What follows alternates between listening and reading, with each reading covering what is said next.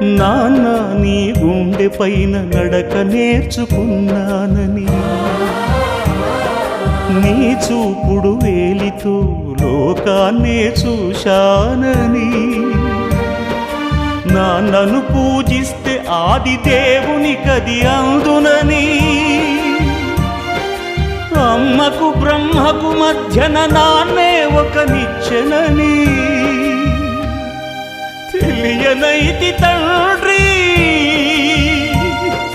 ఎరుగనైతి నాన్న. నాన్నంటే నడిచే దేవాలయమని మరచితిని, ఆత్మజ్యోతి చేతుల ఆపివేసుకుంటిని. మరచిపోయి కూడా నన్ను మన్నించొద్దమ్మా, కలనైనా నన్ను కరుణించవమ్మా.